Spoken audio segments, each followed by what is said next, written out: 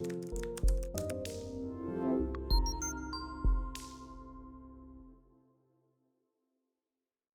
there everyone, AJ back again for the Mighty Gluestick channel. I make videos about Dungeons & Dragons lore full time so that you don't have to. As promised, it is time for some of the more obscure and confusing dragon breeds to have some ecological attention. Today we are talking Cobra Dragons, the original purple dragons, sand dragons and Drow Dragons. So settle back, grab a snack and a beverage, we're about to get deeply nerdy. Randy Johns created the Cobra Dragon as it was first published in Dragon Magazine number 146. Thankfully, it has been updated and adapted to 5th edition by Demian1234, also known as John Bupp, in the blogspot site called 5e Grognard. So full credit to the author, this is an excellent article, well done John. I have also included links below to all of John's PDFs for sale on the DMs Guild in the description below this video. They are pay what you want titles, well worth a few bucks. Oh, and on that note, if you have purchased a PDF on one of the homebrew hubs and it is good, please leave your thoughts and rate the product to help other people find the best PDFs, because there are so many, and it's entirely up to us, the community, to promote the best products and best creators to ensure they get the support they deserve for their hard work. If you like it, share it, rate it, comment on it. I would certainly appreciate it, as it helps me find what I need and helps me put the spotlight on the best options on the indie market. Dragons! The Cobra Dragon is lean and powerful with gloss, black scales and contrasted starkly with orange underbelly. On either side of its neck is a large hood of skin that resembles that of a king cobra. Legend holds that certain king cobras of great age transform into cobra dragons, but the tales about these very rare dragons are more numerous than the dragons themselves and likely of dubious veracity. Skull collecting is a favourite pastime of Cobra Dragons. Skulls of powerful monsters and rare creatures are highly prized. Favourite skulls include those of cave bears, dinosaurs and other dragons, unicorns and giants, particularly giants. Humanoid skulls are deemed interesting but of little value since they're so easily obtained, and they are like the chicken bones that just left around the place in piles in the corner of the lair, tossed aside during their meals. The offering of a rare skull as a gift when attempting to converse with a Cobra Dragon aids considerably in gaining the dragon's favour. The skulls may be organised and well presented, much like the collection of formidable skulls by the predator aliens in the movie of the same name. The Cobra Dragon may even lair inside the tremendously large skull of a titan or an epic dragon, now so old that its consistency more like rock than bone. Due to its high charisma, graceful power and sly cunning, a Cobra Dragon of adult age and beyond always attracts a small number of intelligent creatures which serve the leader.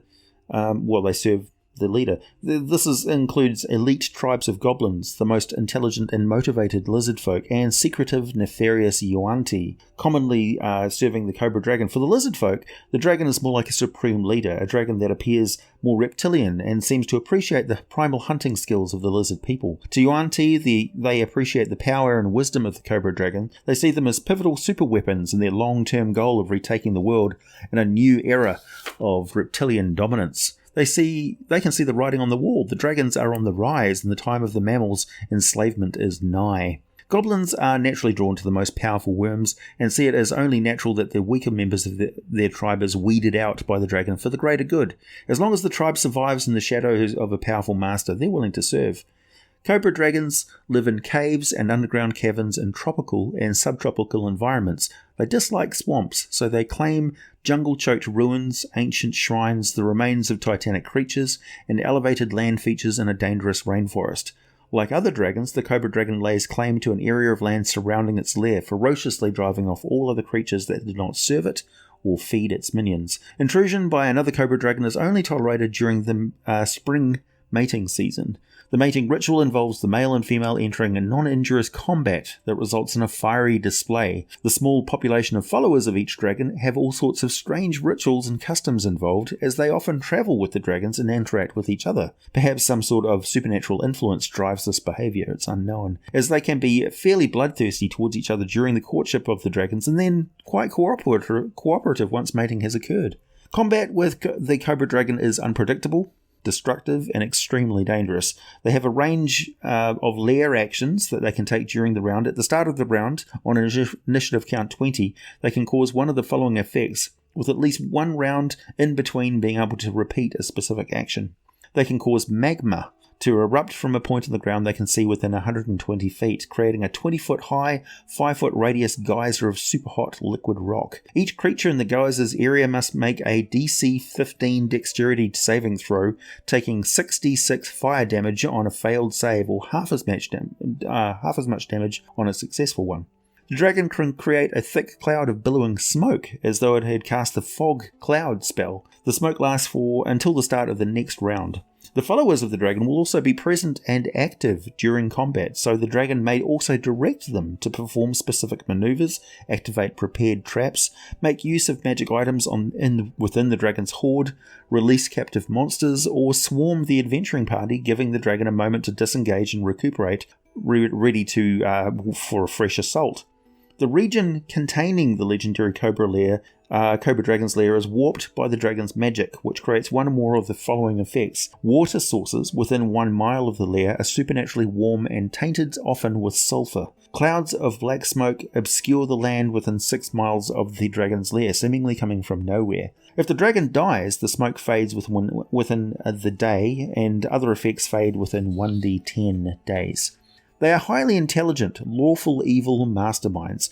They're neither chromatic nor are they metallic dragons. They are descended from a long line of Cobra Dragons that predates the civil war and division of the dragons. They want no part of either Tiamat's or Bahamut's agenda, and may even consider working as a mercenary for either side, if the price is right and it generally serves their interests anyway, though they will take orders from no creature, not for any price. They may be persuaded to direct their hunting and sport in certain directions, for instance. They see nothing wrong with collecting the heads of younger dragons for the walls of their lair, and they don't care what colour they are. Actually, one of each type would probably quite please them. An adult Cobra Dragon has an armor class of 18, 16 d12 plus 96 hit points, so between 112 and 288, with an average hit point total of 200, so they're generally in very good shape. They have a strength and constitution of 22, which makes them physically only as powerful as a white dragon of comparable size. However, they are as intelligent as a copper dragon of the same age,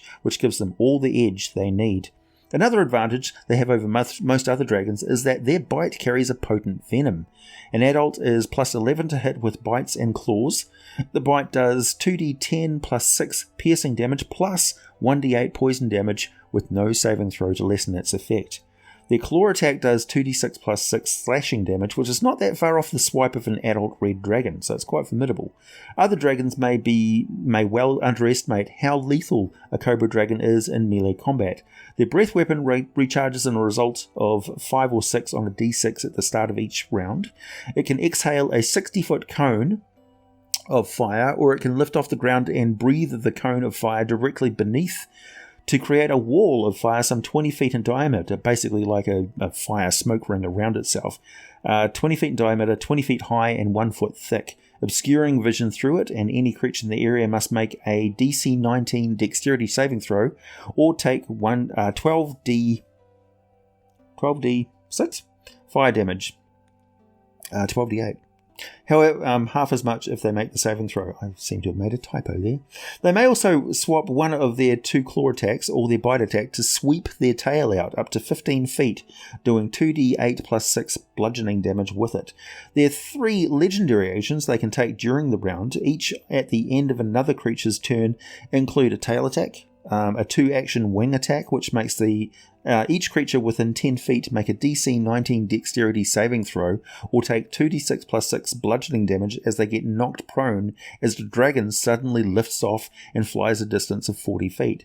They can also make a perception check as a bonus legendary action, aware of everything going on around them, and they have 3 uses of legendary resistance per day, where they can just choose to succeed at a saving throw. They're totally immune to fire, as you would expect, and if a volcanic, dry, smoke-billowing lair is available, they'll take it. They have blindsight out to 60 feet, so they don't mind all that obscuring air pollution, and they have 120-foot dark vision and a passive perception of 21. Very hard to sneak up on. Not much else to say about them, really, other than they have a flying speed of 40 feet per round. They have a speed of 40 feet per round on the ground. They have an 80-foot per round flight speed in the air, and can swim as fast as they can walk. Little is known of their history outside of draconic scholars. They consider mammals, including the humanoids, to be nothing more than vermin, and dragon politics as the height of stupidity. So, they're the dragon's dragon. Please do check out John's titles down below. The PDFs include a collection of 9 new magical masks, some magical harps, one of Van Richten's lost notebooks, 21 new magical rings, a different take on sorcerers, and 10 new magical bows and ammunition for them, sourced from old Dragon magazines and updated for the current edition of the game.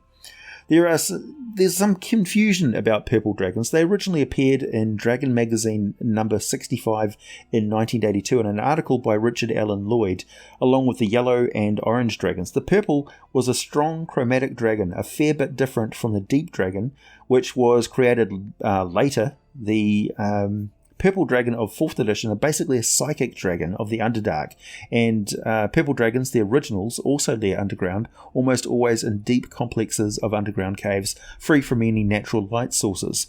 They have a breath weapon that's described as a combination of the lightning bolt of the blue dragon with the intense heat of the red dragon, so basically a narrow beam of superheated charged plasma, about 5 feet wide and 50 feet long for an adult purple dragon. It is super bright, able to cut right through anything flammable, and will melt holes in metal and even scorch solid rock. Stone with air pockets or trapped moisture has a tendency to explode due to the tremendous heat and electrical charge, which can fry targets on contact with metal armor. Objects and surfaces in a body of water, which is struck by the bolt, will also be fried by it as well. So it's got it's up to your discretion really to determine how far that electricity would affect creatures around it. Purple dragons are the result of a blue and red dragon mating, so they're not quite the same as the true breed of dragons, which is the purple dragon or the deep dragon, which was developed later. So they're quite rare, these purple dragons, but they combine the best of both breeds, hybrid vigor, growing as large and strong as a red dragon with a blue dragon's wicked cunning and dominant attitude. For their statistics, select the best out of the red and blue dragon attributes and give those to the purple dragon. The same for their physical attacks and legendary actions. They have the ceiling collapsing and electrical arcing lair actions of the blue dragon, and the earth tremor and volcanic gas eruption lair actions of the red dragon. They also use their breath weapon to blind their victims temporarily. They make a saving throw for wisdom at the same time they make the dexterity saving throw against it. If they fail the wisdom save, they're blinded until the end of their next turn on the combat round. Purple dragons also are far more likely than other chromatic dragons to take class levels as wizards rather than sorcery.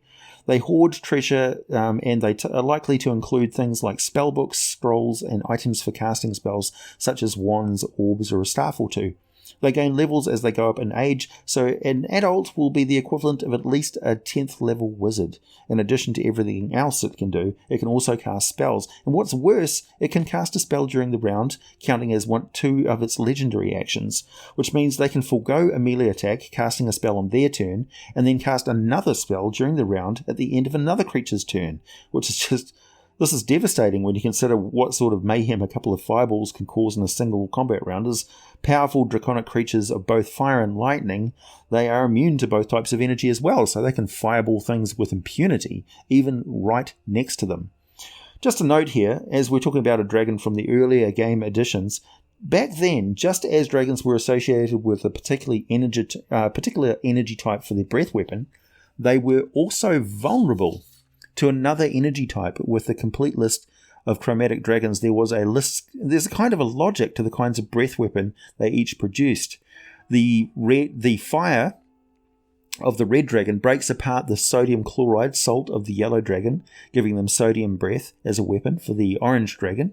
The electricity generating effect of the blue dragon breaks the sodium chloride of the yellow dragon apart to form the chlorine breath of the green dragon, and the weapons of the red and blue combine to yield the energy lance of the purple dragon, arguably the most powerful of them all, which is great until we get even more obscure dragons thrown into the mix. And also the purple dragon was largely replaced by the deep dragon, which is also purple, but it's a creature of psychic power. I have a video about them on this channel, and somewhere in this in the dragon ecology playlist. So the deep dragon is a deep dragon, the purple dragon is a purple dragon. Yeah. Purple dragons should not be common in any D&D setting. They're powerful enough to kick the ass of even a red or a gold dragon, and really have no reason not to completely dominate whatever territory they choose to lair in. I would surmise that the main cause of death And additional rarity of these particular chromatic dragons is that they would be the foremost target of any other dragons seeking to make a fearsome reputation for themselves, even among their own kind. A red dragon that can kill a purple dragon would have a formidable standing, even among its own kind. Now on to the brown dragons, and more specifically the difference between the brown and the sand dragon, as they're frequently assumed to be one and the same. Actually, they're not. Here is the official text for the sand dragons. Sand dragons are violent, irritable, and cunning creatures given to raiding farms for cattle, but leaving the farmers alive as a sign of mercy. Never mind that the dragon has just devoured the farmer's entire livelihood. Not exactly evil, but definitely not good. Sand dragons are motivated only by what is good for their own survival. In fact, they have a difficult time understanding why any living creature would think any other way. So compassion and understanding is just not their forte. Sand dragons lay their eggs deep within the sand of the desert, which is partly responsible for their name. As the eggs hatch, the hatchling dragons claw their way to the surface, giving the impression that the dragons sprang spontaneously from the sand itself. Even at that age, sand dragons are fairly fully developed, with horns and claws enabling them to burrow just as easily as their parents. Sand dragons' wings are not actually wings at all, but just thin membranes of a similar consistency and material to regular dragon wings. These membranes stretch between a double row of spikes that run the length of the sand dragon's back. For the base of the skull to the tip of the tail, these spines can collapse flat along a sand dragon's back when it burrows, protecting the fragile membranes from damage, and this basically becomes a burrowing worm. Sand dragons also lie flat on a sandy surface and flutter their wings to cover itself with sand, much like a stingray flutters its wings to conceal itself on the ocean floor, quickly disappearing from sight. In fact, sand dragons make their lairs under the sand, and only emerge to hunt or mate. As a result, sand dragons smell of freshly turned dirt and dust. Not a particularly unpleasant smell, but a distinctive one. And due to their burrowing ability, sand dragons have little difficulty distinguishing their lairs. Only their nostrils lie exposed, allowing them to breathe. And when the sand dragons travel underground, their primary means of sneaking up on their prey, they simply hold their breath. Sand dragons are most fond of lizards and rodents as food. Then the older they get, the larger the prey is that they stalk. Young adult and adult sand dragons eat goats, jackals. Mature adult and older dragons go after cattle, camels, crocodiles, and even giant lizards. Sand dragons acquire a good deal of treasure, although they have no real use for it aside from bait for their prey usually. They generally burrow in the sand under their lairs and lie waiting for the sound of shovels digging toward them.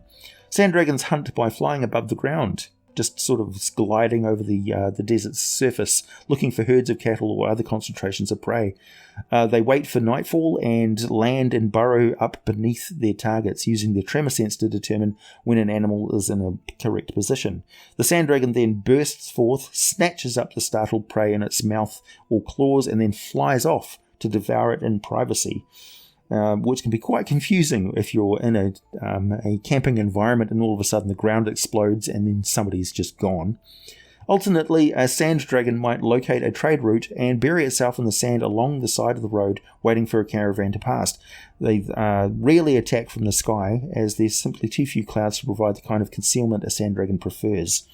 Their unique draconic breath weapon is a swirling, flesh-ripping cone of grit, and they commonly use arcane arts such as dispel magic, creating confusing sounds and walls of sand and sandstorms. Okay, on with the show. And I know a lot of you expressed a lot of interest in this next one. Drow, always a popular topic. Wikipedia tells us that in the Forgotten Realms, the Dark Elves were once ancient tribes of Elither and Mayertar elves, the Dark Elves. They were transformed into the Drow by the Seldarine, who cast down and drove them underground, and the light-skinned elves, who the Drow called the Fairy Elves, because of the Elitherians' savagery during the Crown Wars. It was the Elitheri who made the first alliance between elves and dragons, for example. The Dark Elves had fallen under the influence of a Richten, who was transformed into Loth and cast down into the demon web pits along with her son Varin by the elven god Corellin Larathian. Because of Lolth's and Varin's attempt to take control of the elven pantheon, which included Arishne's seduction of and attempted murder of Corellin Larathian, the Drow have lived ever since underground, and now, many thousands of years later, the largest Drow civilization is the subterranean city of Lurthdrair. with a population of 400,000. Much more famous for the people of Earth, though, is the city of Menzoberranzan. Popularized in novels, the city has only 20,000 Drow inhabitants and hundreds of thousands of humanoid slaves such as goblins, kobolds, bugbears, duergar, svirfnebli, orcs, ogres, minotaurs, and giants, as well as herds of ruthe kept as livestock. The city trades poisons, mushroom, riding lizards, spell scrolls, wine, and water from the dark lake that resides there. It's also the focus of attention of most of the Drow Dragons. These creatures are an offshoot of both the Drow and the Shadow Dragon, more precisely of the Zakel, the half-Shadow Dragon Drow. True Shadow Dragons appear almost substantial, with dark and translucent scales which help them camouflage perfectly in the darkness around them. Although they are often mistaken for black dragons, their horns point backwards from the skull, not forwards and down like true black dragons. A long fringe of spines emerge from the back of the neck, and they have a powerful tail which makes them superb at swimming through the great lakes and oceans of the deep Underdark. On average, an adult shadow dragon is between 20 feet and 30 feet long, or 6.1 meters to 9.1 meters in length, and has a more healthy-looking, muscular but lean build compared to a black dragon. The Zakel had the abilities of a drow and a half-dragon of shadow dragon parentage. Their drow blood gave them a supernatural dexterity, unlike normal drow. Their dragon blood erased their drow's physical frailty and made them stronger, and made their already quite keen minds sharper and personality stronger. A more sort of predatory nature to them. Their drow heritage is also providing them with protection against magic that targets their mind, including an immunity to sleep, and also against magic in general, just basically resistance. The draconic side provides them not only an outright immunity against being paralyzed, but also protects them from physical attacks, so they rarely wear armor. As drow, they can see very well in the utter darkness and can cast dancing lights, fairy fire, and darkness, as well as levitation. As half-shadow dragons, they have the ability to breathe life-sapping energy against their foes in the form of a cone of shadows. This also provided a resistance to any life-draining effects directed at them. Another trait most distinctive is that Zakel have dragon wings. Normally only half-dragons of a much larger species could develop this spectacular trait, but in the case of the Zakel, the pairing of drow and shadow dragon resulted in a particularly strong and capable offspring well suited for both life underground and their perfection of their roguish arts. They are some of the most formidable humanoid fighters one is ever likely to face, above ground or below. The Drow Dragon, not a race that sprang up on its own. All Drow Dragons trace their ancestry back to Clan Jaezred, the clan of shadow dragons who enslaved the Drow of the city of Chilson in minus 221 DR. That's Dale reckoning, but were killed by their own half-dragon offspring and servants in 634 DR. The population of Chilson then travelled to the Plane of Shadows to invade the armies of Menzoberranzan, bent on killing them for being heretics against Lolth in 734 DR. After founding their city Chulmurasin, they came into conflict with Clan Malorg. During this conflict, House Jaezred, at the time fulfilling the duties of a secret police force dedicated to finding and killing shapeshifting infiltrators, stole from the Malorgrim the necessary magic to divide their dragon and draconic parts. I've got a video on the Malorgrim as well. I'll put a link on the screen now for that. The Malorgrim are quite an interesting bad guy, evil race of supernatural creatures, shapeshifters. So they stole the magic necessary to divide their drow and dragon parts, and the race of the drow dragon was born as a result of that. So they're a magical creation, almost basically a mage-bred creature. In 1136 DR, House Jaezred, and with it a few drow dragons, returned to Toril, and in 1372 DR, 9 drow dragons were known to exist on Toril. It is unknown how many of them still lived in the Plane of Shadow in Chulmurasin. 8 of the aforementioned drow dragons formed the leadership of the Jaezred Chulson. The 9th was Jaezred Chulson's leader, Morzkil's daughter Nuverim. Drow Dragon's reproduction is a bit of a mystery. On the one hand, the child of a Drow Dragon and a Drow was stated to be a Zakel, so basically a half-dragon, and they had a tendency to produce more male half-dragons than female ones, but those were still half-dragons. Norvirum, Mezakil's Jaezred's daughter, was kidnapped in 1241 DR while still in the womb of her mother, and only found in 1358 DR. She was already a Drow Dragon despite not having undergone any rituals that turned her into one, so it may be some sort of transformative psychological process brought about by environmental and individual elements. Drow Dragons are Shadow Dragons, but at the same time they are also Drow. They have the same abilities as the Shadow Dragon, which they develop further as they age, but add to this the ability to change into an individual Drow form and back to Dragon form at will, and for as long as they desire to do so. So they have an inherent predisposition towards sorcery, and magical power, elemental power, which just makes them even more scary, really. The Zakel and Drow Dragons are still very much active in the underworld of Toril and can turn out to change the face of Drow civilization if they continue about their business of undermining Menzoberranzan and attacking the faith of Lolth. But they face conflict with the goddess of treachery herself, one of the most nasty civilizations on the planet and one of the most harsh environments. So they've got this odds stacked against them, and they're still relatively few in number. Still, I have more dragons to bring for you in future videos. There's also the Were Dragons, which are coming up soon, as well as the terrifying Catastrophic Dragons, Catastrophe Dragons of 4th edition's Monster Manual 3, published in 2010, some of my favourite elemental plane terrors, and creatures I suspect may be locked away in many deep vaults in the lowest Underdark, or trapped and safely contained within their own demi-planes by powerful beings of the ancient times. I also have some more planar dragons, the Void Dragon, and many more, as well as lots of draconic creatures such as the Drakon Tor and the various spawns of Tiamat, plus the Spell Scale, another draconic player character race. Meanwhile, please like the video if you enjoyed watching it all the way to the end. Subscribe to the channel if you like this sort of content in your life. Check out my Patreon for some exclusive content and all the full scripts for these videos. Buy some merchandise, wear your geek with pride. Check out Patron Blades for a mighty smooth shave. And as always, thanks for listening. And I'll be back with more for you very soon.